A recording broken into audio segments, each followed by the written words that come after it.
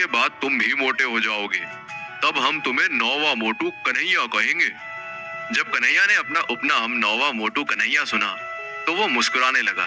फिर बड़े मोटू गब्बर ने कहा, ठीक है, अब जब तुम हमारे नौवे छोटे भाई बन गए हो तो अब से तुम्हें बाहरी व्यक्ति के रूप में नहीं गिना जाएगा। यहाँ रसोई विभाग में लंबे समय से अपनी पीठ पर कढ़ाई ले जाने की परंपरा चली आ रही है। हर रसोईया अपनी पीठ पर एक कढ़ाई लेकर चलता है। यहाँ मेरी पीठ पर यह कढ़ाई देखो।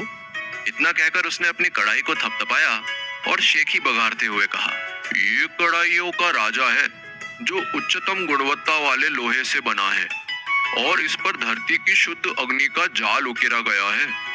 जब मैं दिव्य चावल पकाने के लिए इस कढ़ाई का इस्तेमाल करता हूँ तो उसका स्वाद किसी भी अन्य कढ़ाई में पकाए गए चावल की तुलना में कहीं बेहतर होता है। वैसे ही तुम्हें भी अपनी पीठ पर ले जाने के लिए भी कढ़ाई चुननी होगी, तभी तुम वास्तव में प्रभावशाली दिखोगे।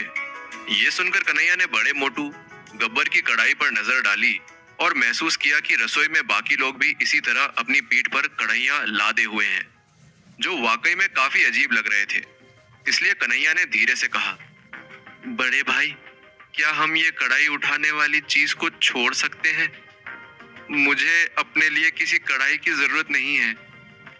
ये सुनकर बड़े मोटू गब्बर ने कहा, क्या तुम मेरे साथ मजाक कर रहे हो छोटे उस्ताद?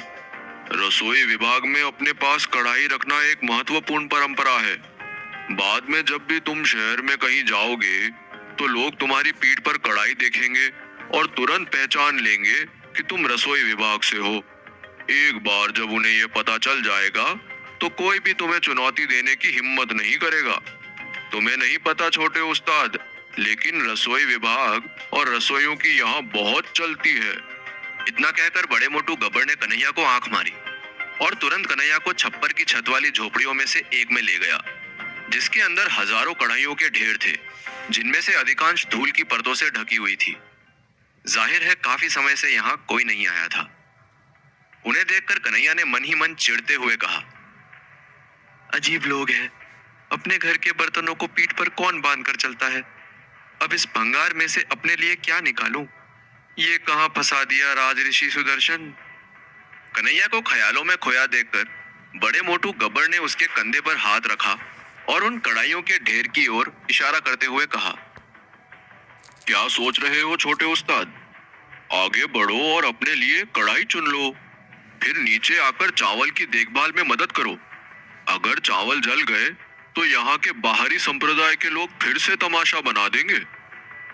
इतना कहकर बड़ा मोटू गब्बर मुड़ा और अपने बाकी 7 मोटे साथियों के साथ शामिल होने के लिए वापस भागा, क्योंकि वो लोग अकेले ही लगभग 100 से ज्यादा खाना पकाने वाली कढ़ाइयों को संभाल रहे थे।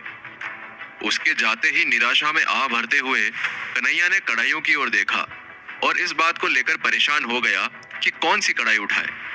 तभी अचानक उसकी नजर कोने में पड़ी एक विशेष कढ़ाई पर पड़ी, जो एक बड़े ढेर के नीचे दबी हुई थी। ये एक अनोखी कढ़ाई थी, जिसका आकार गोलाकार ना होकर अंडाकार जैसा था। असल में ये पूरी तरह से अंडाकार जैसा भी नहीं लग रहा था, बल्कि कछुए के खोल जैसा दिख रहा था। साथ ही इसकी सतह पर कुछ हल्के निशान भी दिखाई दे रहे थे। उसे देखते ही कन्हैया की आंखें चमक उठी। वो तेजी से आगे बढ़ा और कढ़ाई को करीब से देखने के लिए नीचे बैठ गया। कढ़ाई को बाहर खींचकर आगे जांचने के बाद उसकी आंखें संतुष्टि से चमकने लगी। असल में कन्हैया बचपन से ही कछुओं का शौकीन था, क्योंकि वो लंबी उम्र का प्रतिनिधित्व करते हैं।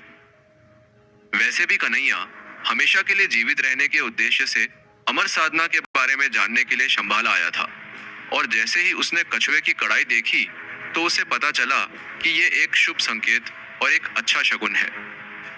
आखिर ऐसा क्या खास था इस कढ़ाई में, और क्या वाकई में ये कन्हैया के लिए शुभ साबित होगी? आखिर अमर होने की चाह में ये कहां पहुंच गया था कन्हैया? क्या राज ऋषि सुदर्शन ने वाकई में कन्हैया के साथ कोई धोखा किया था, या फिर ये उसकी परीक्षा थी?